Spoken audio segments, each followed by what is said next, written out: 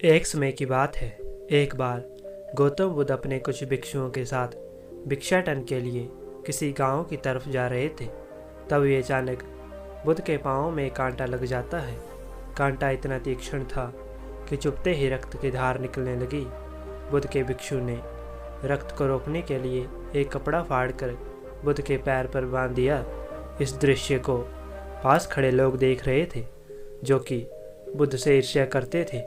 उन्होंने बुद्ध से कहा, हम तो तुम्हें परम ज्ञानी समझते थे, लेकिन तुम तो ये मामूली सा दर्द भी सहन नहीं कर सकते हो। तुम पाखंडी हो और ये हमने सिद्ध कर दिया है। ये कांटे हमने ही बिछाए हैं। इस गांव में तुम्हारा स्वागत नहीं बल्कि तिरस्कार होगा। इस गांव में तुमको कोई भी भिक्षा नहीं मिलेगी।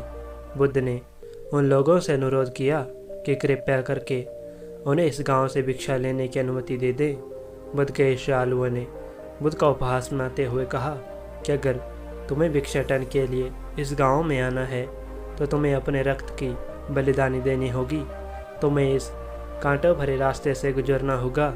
भगवान बुद्ध ने उनकी चुनौती को स्वीकार कर लिया और कांटों भरे रास्ते पर चलने के लिए अपने कदम बढ़ाने लगे। बुद्ध मुस्कुराते हुए कांटों पर चलने लगे। बुद्ध के साहस को देख गांव वाले चकित रह गए। कुछ लोगों की आंखें फटी की फटी रह गई। गांव वाले सोचने लगे कि बुद्ध भिक्षा के लिए दूसरे गांव भी जा सकते थे, तो फिर कांटों पर चलकर क्या सिद्ध करना चाहते हैं। लेकिन गांव वाले बुद्ध के संदेश को इतनी जल्दी नहीं समझ पाए। यहाँ पर बात भिक्षा की नहीं बल्कि जीवन को बदलने की थी। गांव वालों की भीड़ में एक सुमित नाम का युवक भी खड़ा था, जो बुद्ध पर हो रहे अत्याचार को देख द्रवित हो गया। सुमित दौड़कर गया और बुद्ध के पैरों के सामने से कांटों को हटाने लगा। बुद्ध के ईर्ष्यालु सुमित को रोकने लगे और गांव से दाना पानी न देने की धमकी देने लगे। सुमित ने किसी की न सुनी और कांटों को हटाते हुए बोला, हे भगवान, आप इन मुट्ठी भर लोगों के लिए अपने आप को कष्ट मत दीजिए। आप गांव में प्रवेश कीजिए। बहुत सारे लोग आपको भिक्षा देने के लिए आतुर हैं। बुद्ध ने सुमित को अपने पास बुलाया और आशीर्वाद देने लगे। सुमित पीछे हट गया और बोला, हे भगवान, आप मुझे छूकर अपने आप को अपवित्र और दूषित न करें। महात्मा बुद्ध ने कहा, तुम अपने आप को दूषित क्यों कहते हो? स्पर्श से कोई भी कभी दूषित नहीं होता है। मनुष्य तो लोभ, लालच, घृणा और ईर्ष्या से दूषित होता है। तुम्हारे अंदर तो इतना प्रेम भरा है। तुम दूसरों का सुख चाहते हो। तुम तो पूरी तरह से पवित्र हो। बुद्ध के बोल सुनकर कुछ लोग बोले, तुम तो अपने आप को बड़े ज्ञानी कहते हो।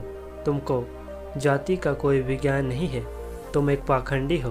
बुद्ध ने बड़े ही शांत स्वभाव से कहा, मानव से मानव की मानवता छीनना पाखंड की निशानी है।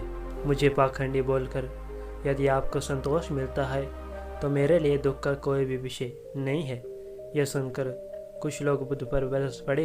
बुद्ध ने कहा, परंतु ये तो धर्मशास्त्र है, फिर ये पाखंड कैसे हुआ? हमारी उत्पत्ति इस सृष्टि में हुई है। नदियों का पानी सभी के समान रूप से प्यास बुझाता है। खुले जंगलों की हवा भी भेदभाव नहीं करती। खुला आसमान हमारे पिता के समान ही हमारी परवरिश करता है। सृष्टिकर्ता ने भी कोई भेदभाव नहीं किया है। फिर हम इंसान कौन होते हैं भेदभाव करने वाले? मानव में भेद करके अपने संबंधों को बिगाड़ता है। बुद्ध की बात सुन कुछ लोगों ने कहा, अगर आप इतना कहते हैं तो सुमित को अपना भिक्षु क्यों नहीं बना लेते? बुद्ध ने कहा, हाँ, ये एक अच्छा सुझाव है। अगर सुमित तुम चाहो तो मेरे भिक्षु बन सकते हो। बुद्ध के आमंत्रण पर सुमित एक पहला नीच जाति का बौद्ध भिक्षु बना और उसका जीवन पूरी तरह से बदल गया। दोस्तों, हमें भी इस तरह की छोटी सोच को अपने आप से बाहर निकाल देना चाहिए। उस ईश्वर ने सभी को एक समान बनाया है। आज हमारी साइंस ने इतनी तरक्की कर ली है, लेकिन अभी भी बहुत सी जगह ऐसी हैं जहाँ पर ऐसी छोटी सोच को बढ़ावा दिया जाता है। जगह जगह पर लोग जाति और धर्म के नाम पर एक दूसरे से लड़ते हैं। लोगों में बिल्कुल भी मानवता नहीं बची है। लोग हमेशा ही दूसरों को उनके पहनावे और रहन सहन से जज करते रहे हैं। कोई भी व्यक्ति दूसरे के बारे में अच्छा नहीं सोचता है। हमें इस छोटी सोच को मिटाना होगा, अपने अंदर की इस बुराई को जल्दी ख़त्म करना होगा, तभी हम एक अच्छे और सुंदर समाज